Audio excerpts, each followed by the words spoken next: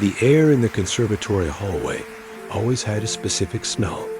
It was a mix of old wood from the floors, the faint, musty scent of aged paper from a million sheets of music, and the nervous sweat of brilliant young people.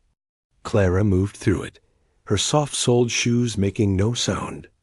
Her folder was pressed tightly against her chest, a shield. Today was the day. Assignment day. Every year, just before the leaves turned fully, the performance majors would get their piece for the winter recital. It wasn't just any recital. It was the one where agents, renowned alumni, and sometimes even critics from big newspapers would sit in the shadows of the hall. Your piece could be a launch pad or a tomb. Clara's heart was a trapped bird against her ribs. She had practiced all summer, 8 hours a day, her fingers flying over scales and arpeggios until they ached. She had conquered the furious, stormy passages of Rachmaninoff and the intricate, clockwork patterns of Bach. She felt ready. She dreamed of something grand, something that would make the old hall's chandeliers tremble. She reached the heavy oak door of studio. A Professor Valen's name was on a small, brass plaque, the letters sharp and unforgiving. She took a breath that did nothing to calm her, and knocked. Enter. The voice was like the door solid, heavy and offering no warmth. The room was large, dominated by a majestic ebony black concert grand piano. Bookshelves groaned with scores. Maestro Valen sat behind a large, tidy desk, not at the piano. He was an older man, with hair the color of steel wire and eyes that missed nothing. He looked at her over the rim of his glasses, a sheet of paper in his hand. "Clara, sit." She sat on the edge of the stiff wooden chair facing his desk. He didn't speak for a moment, just looked at her. She could hear the faint, frantic sound of someone practicing a difficult Chopin etude somewhere down the hall. A tiny part of her brain, the part not frozen with nerves, critiqued their rushed tempo. "The winter recital," Valen began, his voice cutting through the distant music. "It is a test, but not the test you think." He placed the single sheet of paper on the desk and slid it toward her. "This is your test." Clara's eyes dropped to the music. Her breath caught, then stopped entirely. It wasn't the thick, dense manuscript she had imagined. It was one page. The notes were large, widely spaced. At the top, it read, "Sonatina in C major, Op. 36, No. 1, first movement, by Muzio Clementi. It was a piece for beginners. A piece she had first played when she was 7 years old. It was the musical equivalent of a children's reader. Simple chords, a melody you could hum after hearing it once, no technical challenges whatsoever. A cold wave of confusion washed over her, followed immediately by a hot flush of humiliation. "Maestro, I don't understand," she managed to say, her voice barely a whisper. "It is perfectly clear," he said, his tone leaving no room for argument. "You will perform this. The first movement only. But the recital, the agents," the words tumbled out, weak and pleading, "are not your concern. Your concern is this." He pointed a long, thin finger at the innocent-looking sheet. "Your playing, Clara, is technically proficient. Your fingers are fast. Your memory is solid. But it is." He searched for the word, his lips thinning. "It is loud. It is a display. It is like someone shouting a beautiful poem. I hear the sound, but I feel nothing." Each word was a small, precise puncture. Clara felt her dream of a grand performance deflate silently inside her. "This," he said, tapping the Clementi again, "is about discipline, humility, control. You will learn that music does not live in the flashy notes. It lives in the spaces between them. It lives in the touch." He leaned forward, his gaze pinning her to the chair. "Your assignment is this. Play the simple tune. Play every note exactly as written. Do not embellish. Do not add rubato. Do not interpret. Play the notes on the page with absolute precision. That is all. Tears of frustration prickled behind her eyes, but she blinked them back fiercely. She would not cry in front of him. She looked down at the offending sonatina. The happy, simple C major chords looked like they were mocking her. Why? The question escaped before she could stop it. A single pained word. Because. Valen said, sitting back, his expression unreadable. Anyone can make a complex thing sound complex. It takes a true artist to make a simple thing speak volumes. I am not sure you are an artist yet. This will tell us both. He dismissed her with a slight nod. Begin your work. I will hear it next week. Remember, precision. Nothing more. Clara stood, her legs unsteady. She took the sheet of paper, the paper that felt like a death sentence for her ambitions. She walked out of the studio, the door clicking shut behind her with a terrible finality. The walk back to the dormitory was a blur. The vibrant autumn colors seemed muted. She passed other students from her year. She saw one, a brilliant violinist, practically dancing with a thick folder of Paganini caprices under his arm. Another was excitedly discussing the fiendish complexities of a Prokofiev concerto with a friend. They nodded at her, their eyes dropping curiously to her single, lonely sheet of music. She hugged it tighter, hiding the title. Her roommate, a flute player, was in their shared space when Clara entered. So, what did you get? She asked, her face eager. Something epic, right? After all those hours you put in? Wordlessly, Clara placed the Clementi sonatina on the kitchen table. Her roommate picked it up, her smile fading into confusion. What's this? Is this a joke? Did he give you the wrong piece? No, Clara said, her voice flat. That's it. My test. He says I'm loud. That I have no control. That I'm not an artist. The words tumbled out, bitter and sharp. Her roommate winced in sympathy. Ouch, that's harsh. But Valen is Valen. He's a legend. Maybe he sees something? He sees that I don't deserve to be on that stage with the real musicians, Clara muttered, sinking onto her bed. The weight of it all settled on her. The months of anticipation, the dreams of a triumphant performance, all reduced to this. She was to be the comic relief, the palate cleanser between the real acts. A beginner's piece at a professional recital. It was a humiliation wrapped in a simple melody. That night, she sat at the small keyboard in their room, the one she used for late-night practice. She put the music on the stand. With a sigh that came from the very bottom of her disappointment, she began to play. Asterisk, tap, tap, tap, T-A-A-A, a P. Asterisk, the notes were correct. They were perfectly in time. They were also completely, utterly dead. It sounded hollow, like a robot trying to mimic happiness.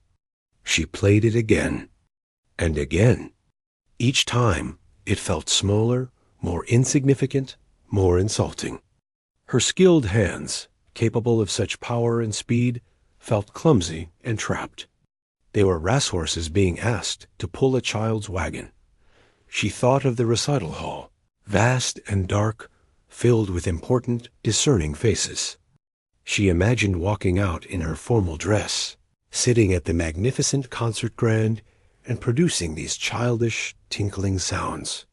She imagined the polite, confused applause, the whispers, the agents closing their notebooks. A deep, stubborn anger began to mix with her shame. Was this it? Was she just going to surrender? To be his lesson in humility, his example of a student who needed to be broken down before she could be rebuilt. She played the simple tune one more time. The notes hung in the quiet of her room, fading into a silence that felt heavier than any sound. In that silence, a quiet, rebellious thought sparked. It was a tiny thing, a mere flicker. Fine, the thought whispered. Asterisk, you want simple? I'll give you simple. But you can't control what I feel while I play it. Asterisk, she didn't know what that meant yet. But as she stared at those ridiculously easy notes, the first ember of a plan began to glow. It wasn't a plan to disobey. He had said to play the notes as written. He hadn't said anything about the spaces between them. He hadn't said anything about the weight of her finger on the key, or the life she breathed into the sound as it left the piano and entered the world. The assignment was clear. The battle, she realized, was just beginning. And it wouldn't be fought by adding more notes. It would be fought in the territory of the ones that were already there. The week that followed was a strange kind of torture. Clara obeyed. She practiced the sonatina for the required hours each day, but it was a mechanical, soulless process. She used a metronome, its steady, judgmental tick-tock, tick-tock, dominating the tiny practice room. She played each note exactly as written, her fingers falling on the keys with a uniform, flat touch. The music was correct. It was also completely empty. Her next lesson, with Professor Vaughan, was a quiet disaster. She played the piece from start to finish, without a single mistake. When the last note faded, the silence in the room was thick and uncomfortable. He sat at his desk, steepling his fingers. Technically adequate, he said, the words feeling like a grade of F. It is a collection of correct sounds. It is not music. Where is the phrase? Where is the breath? You are playing individual notes, not a sentence. He stood and walked to the piano.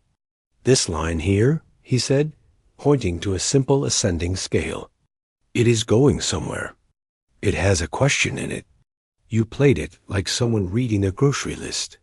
Clara just nodded, her throat tight. She wanted to shout, Asterisk, you told me not to interpret. You told me to play the notes. But she said nothing. Arguing with him was like shouting at a stone wall. Again, he said. Next week. Find the shape within the rules. She left feeling more lost than before.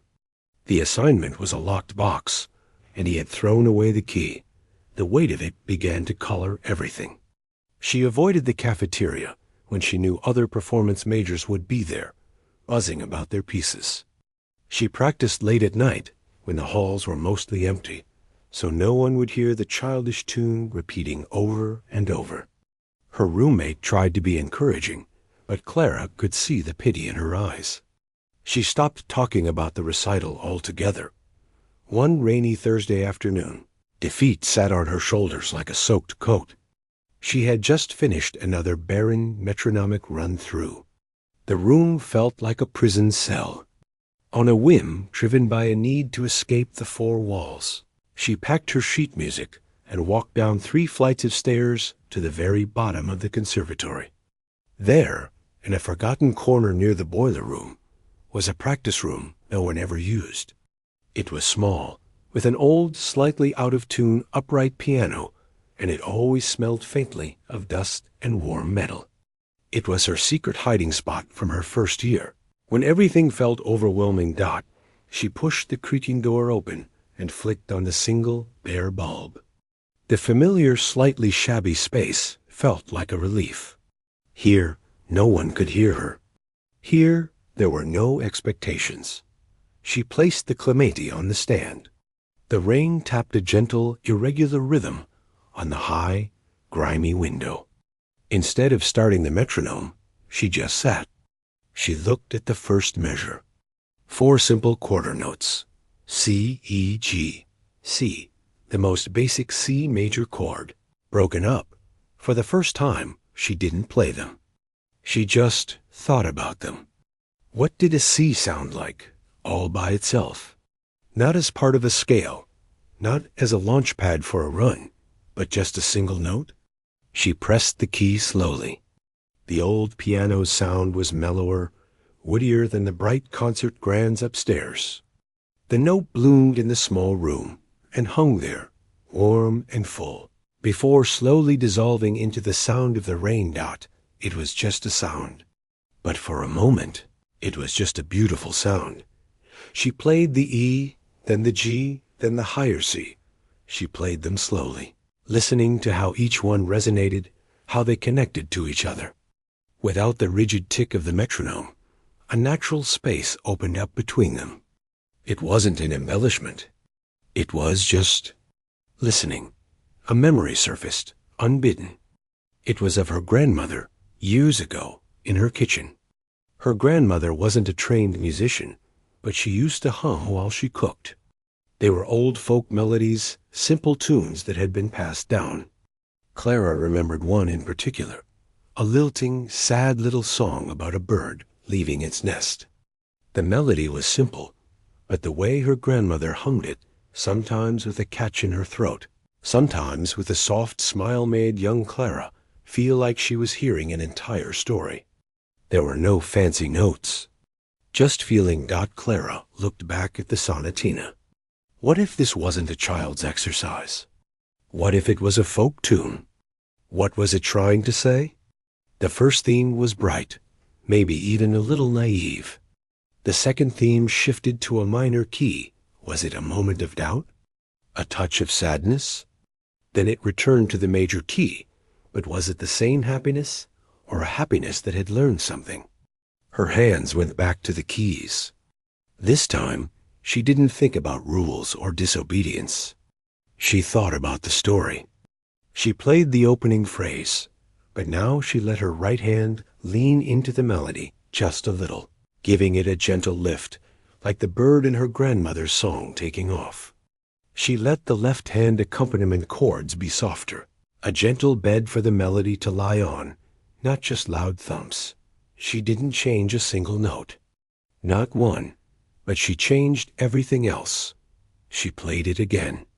And this time, it didn't sound childish. It sounded sincere. It had a voice. A tiny spark of excitement, the first she'd felt in weeks, flickered in her chest. This was the shape within the rules. Valen had said to find the phrase. A phrase needed breath. She spent the next hour in that dusty room, lost in discovery. She experimented with touch. She found that by pressing a key from lower down, with the weight of her arm behind it, she could get a richer, more singing tone from the old piano. By using just the tip of her finger, the note became lighter, more playful. She explored the pedal, not as an on-off switch, but as a way to let the harmonies blend together like watercolors dot. She was no longer practicing a punishment. She was on an archaeological dig, brushing the dust off something simple to find the beauty buried beneath. The limitations became her focus. Since she couldn't add more notes, she dove deep into the ones she had. How long could she let this note ring? How quietly could she play this passage and still make it speak? How could she make her hand sing a duet, even when the left hand was just playing chords? When she finally stopped, the rain had ceased and her back ached from sitting on the hard bench. But her mind was buzzing. She looked at the single sheet of music, now covered in light pencil marks, not indicating different notes, but small reminders to herself. Asterisk, softer here. Listen to the bass. Breathe. Asterisk, she hadn't solved anything. The recital still loomed, a terrifying prospect. But the feeling of humiliation had been replaced by something else, a sense of purpose. Professor Valen had given her a stone and told her to admire its simplicity. But she had just discovered that if you held that stone to the light at just the right angle, it contained hidden, dazzling colors. The walk back to her dorm was different.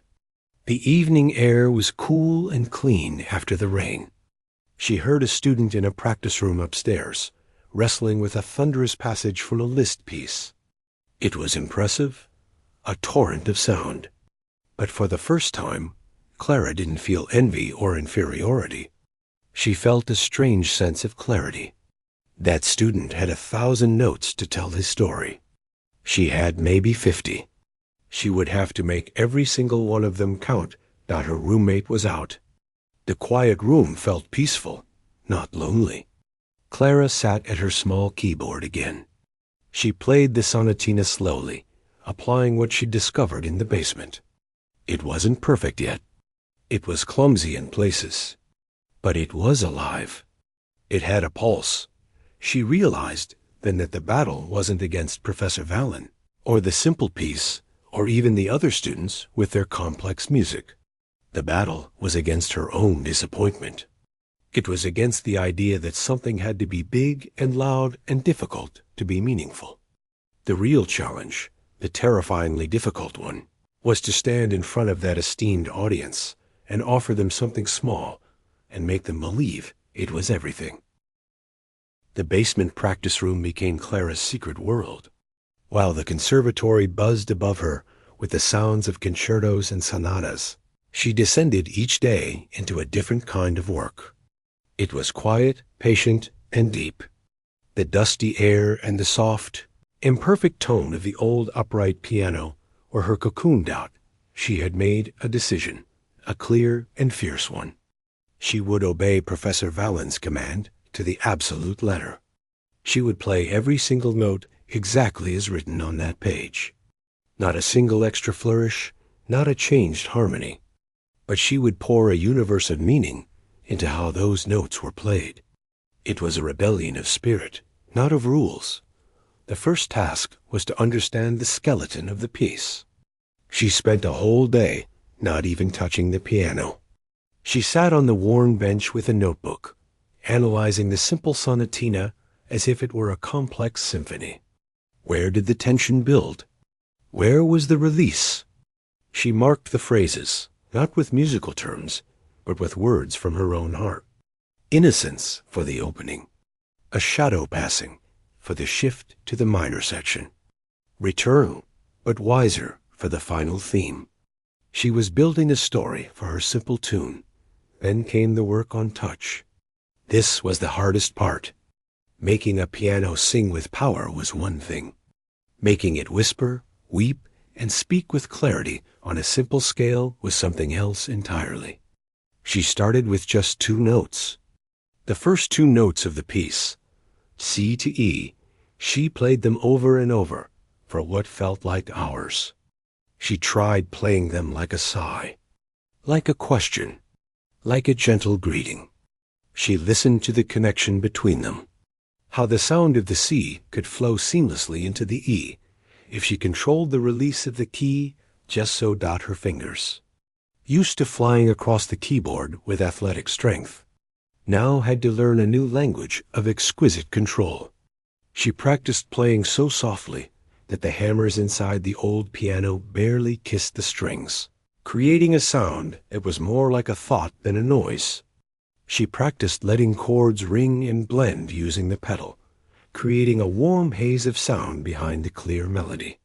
She discovered that silence was her most powerful tool. A tiny, breath-like pause before an important note could make the audience lean in. A moment of stillness at the end of a phrase let the feeling hang in the air. She began to record herself on her phone. The first playback was discouraging. What felt profound in the room sounded small and tentative through the tiny speaker. But she listened critically. Asterisk, that phrase is rushed. That chord is too heavy and drowns the melody. The silence there feels dead, not expectant. Asterisk, gradually, over days that blurred into weeks, the transformation took hold. The simple 8-bar theme was no longer just a sequence of notes. It became a journey. The opening was now played with a warm, rounded tone, full of a quiet, trusting hope. The left-hand accompaniment became a gentle, rocking motion, supportive and soft. When the music shifted to the minor key, her touch changed.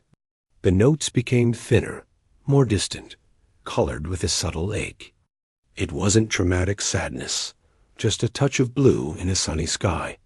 Can the return to the major key? She made it sound like a realization, a quiet triumph. The same notes now had the warmth of experience, of having seen a shadow and come back into the light. She was no longer just practicing a piece. She was living inside it. She would finish a session in the basement, her mind and body exhausted from the intense focus, and the melody would follow her. She would hear it in the rhythm of her footsteps on the stairwell, in the dripping of a tap in the shared kitchen. It had become a part of her dot, of course. She still had to attend her regular lessons with Professor Volin.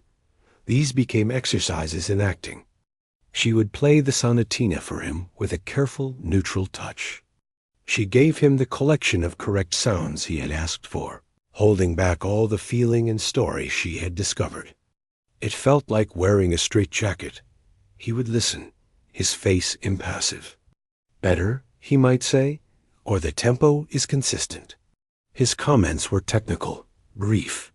He never praised, but the scalding criticism had stopped.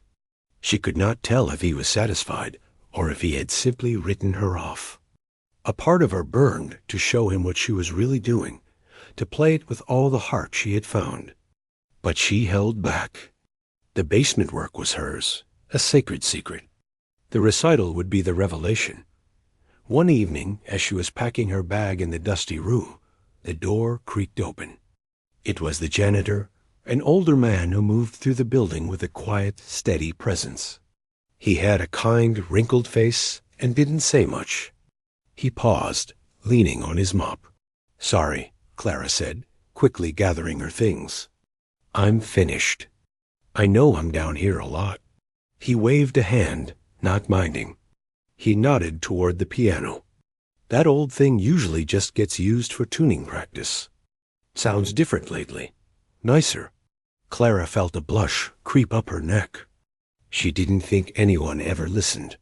"It's just a simple piece," she said, almost apologetically. The janitor shook his head slowly. "My wife, she used to play piano. Not fancy. Hymns, mostly. But when she played, you could feel it right here." He tapped his chest. "Haven't heard that feeling from this room in a long time. Just a lot of noise from upstairs." He gave her a small, knowing smile. Simple ain't the same as empty. He pushed his cart out and continued down the hall, leaving Clara standing in the doorway, her heart pounding. It was the first outside confirmation that what she was doing wasn't just in her head, that the feeling could travel, that someone else could hear the story. The encounter fueled her for the final intense week. The recital program was posted. Her name was there, sandwiched between a performance of a blisteringly difficult violin partita and a dramatic operatic aria. Next to her name, it simply read, "Clementi, Sonatina in C major, Op. 36, No. 1, first movement." It looked absurd, like a typo dot her roommate tried to talk to her about it. "Are you ready? I mean, mentally? It's going to be." She trailed off, not wanting to say awkward or humiliating. "I'm ready," Clara said, and to her own surprise, she meant it. The panic had been refined into a sharp, clear focus. She wasn't thinking about the audience, the agents, or even Professor Vallon anymore. She was thinking about the notes, about the story, about making that tiny, simple melody fill every corner of the vast hall. The night before the recital, she didn't go to the basement. She went to the main hall itself. It was dark and empty, the rows of velvet seats like a sleeping audience. The stage was vast, and the grand piano sat in the center like a sleeping beast. She had permission for one final rehearsal in the space. She walked to the piano, her footsteps echoing. She sat on the cool bench, arranged her music, and took a deep breath that smelled of dust and polish. She played. The sound in the empty hall was immense. The grand piano had a power and a resonance that the basement upright could never match. Her carefully crafted whispers now carried to the very back row. Her gentle chords bloomed in the space. For the first time, she heard her interpretation not as a private story, but as a public statement. It held. It filled the void. It felt, finally, like music dot as the last note faded into the darkness of the hall. She didn't move. She sat in the silence, feeling a deep, strange calm settle over her. The work was done. The secret was fully formed. Tomorrow, she would walk out under the bright lights and offer her small, honest thing to the world. She wasn't sure if it would be enough, but she knew, without a doubt, that it was everything she had. The day of the recital arrived wrapped in a cold, brittle sunlight. Inside Clara's dorm room, the air felt thick and still. Her simple black dress hung on the closet door, looking more like a shadow than clothing. All the weeks of secret work, all the hours in the dusty basement, had funneled into this single point in time. Now that it was here, it felt unreal. Her hands were cold. She rubbed them together, trying to get some warmth, some feeling back into her fingertips. The familiar, panicked thought tried to surface. Asterisk. You are about to play a child's piece in front of the most important audience of your life. Asterisk. But she pushed it down. That wasn't the story anymore. She wasn't thinking about the audience. She was thinking about the journey from the first note to the last. She was thinking about her grandmother's kitchen, about the janitor's kind words, about the way the light fell through the dusty basement window. She was thinking about the story she needed to tell. The call time was early evening. Backstage at the conservatory hall was a special kind of chaos. It was a silent chaos, full of tense faces and focused energy. Violinists tucked instruments under their chins, playing last-minute passages with mute intensity. A singer stood in a corner, hands on her diaphragm, breathing in slow, controlled waves. Everyone was lost in their own world of pre-performance ritual. Clara moved through them like a ghost, holding her single, now-worn sheet of music. A few people glanced at her, their eyes flicking to the simple title. Their expressions were a mix of pity and confusion. She pretended not to notice that she found a quiet corner behind a heavy velvet curtain. She closed her eyes and ran through the piece in her mind, not the notes, but the sensations. The weight of her arm on the opening chord, the gentle lift of the melody, the slight cooling of the tone in the minor section, the return with a sense of hard-won peace. She wasn't memorizing music. She was preparing to relive an experience. One by one, the other performers went on. She heard the thunderous applause for the violinist, the bravos for the opera singer. The sounds from the hall were muffled but powerful, a wave of approval that washed backstage. Each burst of noise made her stomach clench tighter. Her piece would not earn bravos. It would earn what? Polite, bewildered clapping? A sympathetic murmur? Professor Vallon walked past her, adjusting his tie. He gave her a brief, inscrutable look, not encouragement, not criticism, just a look. It was the same look he'd given her when he handed her the music. It said, "We shall see." Then he moved to the side of the stage to watch his other students perform. Finally, it was her turn. The stage manager, a student with a headset, gave her a nod. "You're on after this piece. Stand in the wing, please." From the darkness of the wing, she could see the edge of the grand piano lit by a hot, white spotlight. The hall beyond was a dark ocean, but she could sense its size, could hear the rustle of programs, the quiet coughs. The performer before her, a cellist, finished with a dramatic flourish.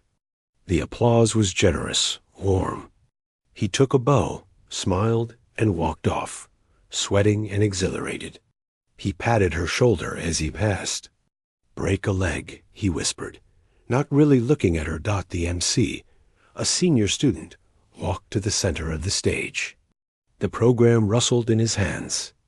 "Our next performer," he announced, his voice echoing slightly, "will present the first movement of Clementi's Sonatina in C major, Opus 36, number 1.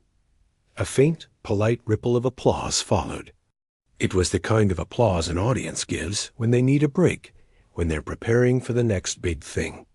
Clara took a deep breath that felt like it went all the way to her frozen toes. This was it. She walked out of the wing and into the light. The spotlight was blinding. It made the black piano almost glow. She could see the vague shapes of the first few rows of faces, but their features were lost in shadow.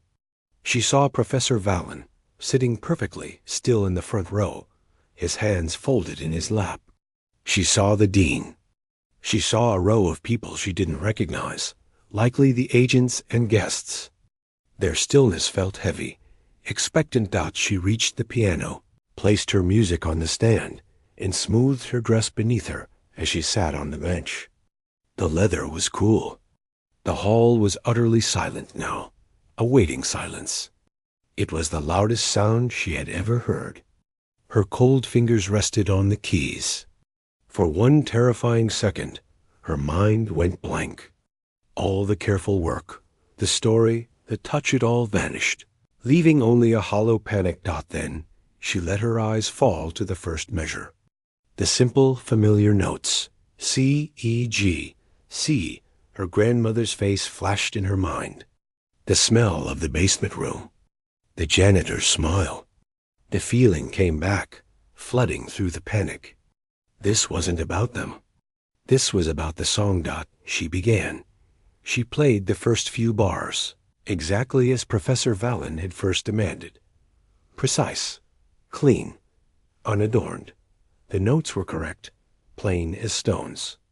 Out of the corner of her eye, she saw a man in the second row shift in his seat, glancing at his program. Someone else stifled a small cough. This was what they expected. A competent student playing a simple exercise. But then, Clara leaned into the music. She let the story begin. Her right hand softened, giving the melody a gentle, singing quality. The simple scale passage that Vallon had once said sounded like a grocery list, now had a question in it, a sense of wondering. She created a tiny, breath-like space between two phrases, and in that silence, the audience seemed to still.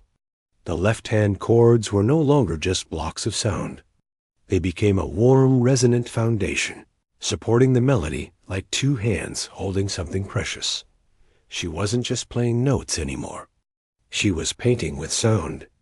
The shift to the minor key wasn't a technical modulation. It was a cloud passing over the sun. Her touch grew more delicate, the tone cooler, tinged with a quiet, solitary feeling. She could feel the entire hall listening now. The earlier rustling had stopped. The silence was no longer waiting. It was absorbing. As the music wound its way back to the cheerful C major, she didn't just return to the beginning. She played the familiar theme with a new depth. It was the same happiness, but it was a happiness that remembered the shadow. It was richer, more grateful. She used the pedal to let the final chords blend together, not in a muddy crash, but in a warm, golden haze of sound that lingered in the air. And then came the final note.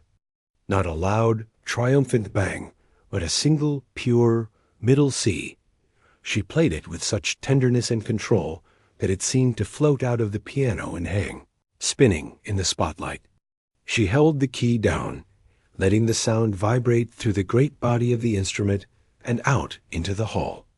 Slowly, slowly, she released it, allowing the note to fade not into silence, but into memory.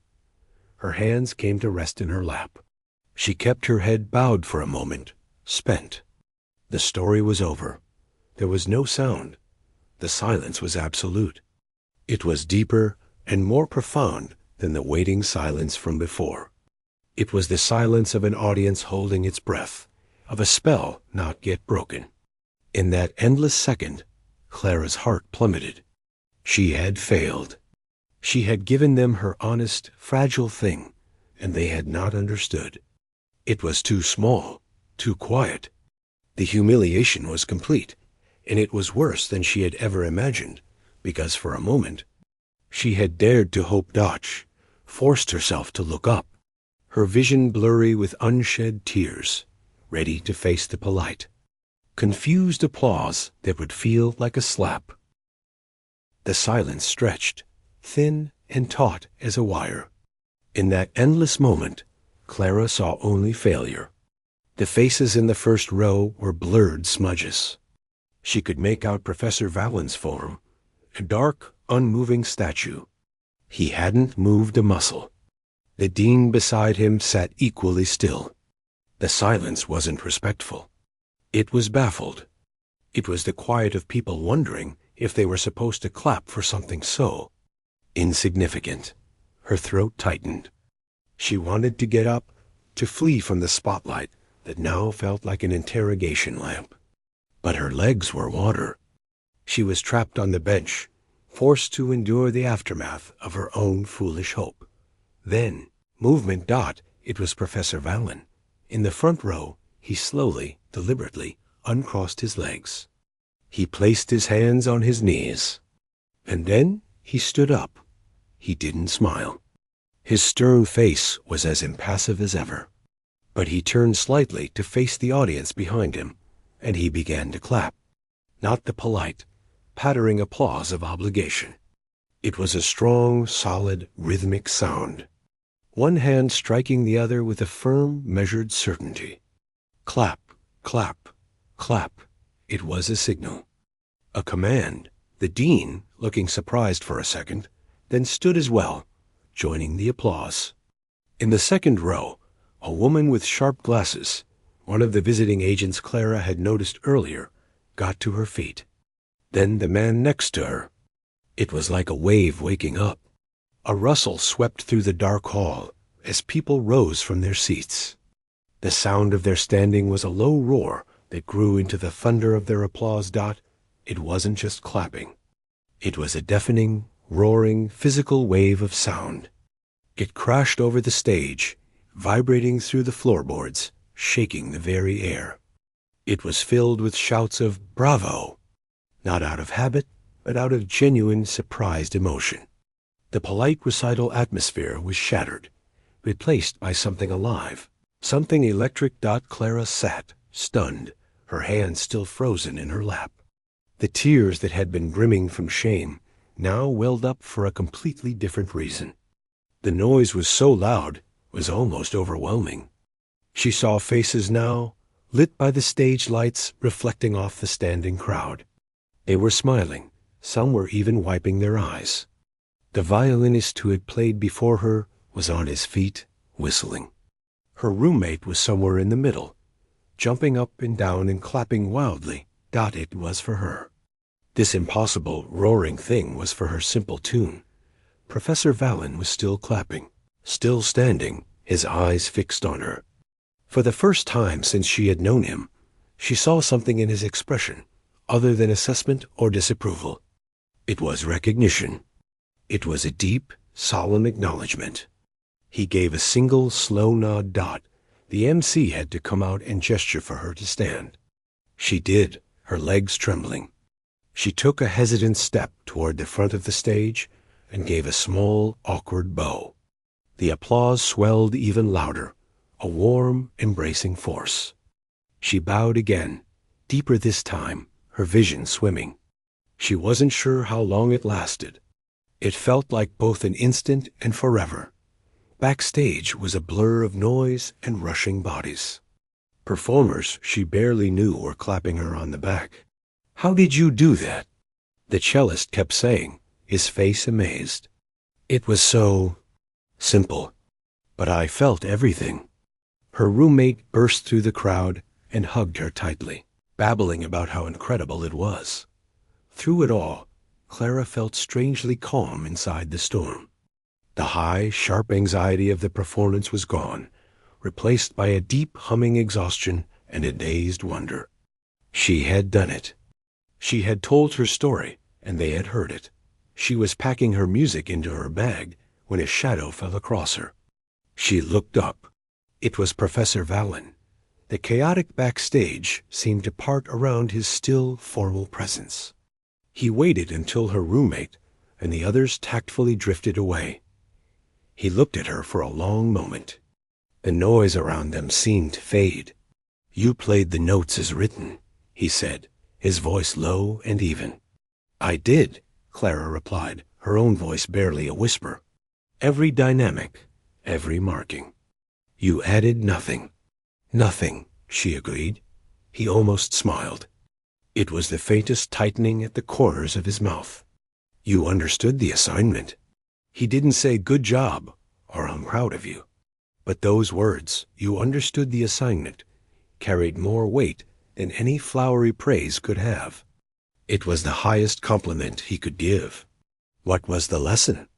She asked, suddenly needing to hear him say it.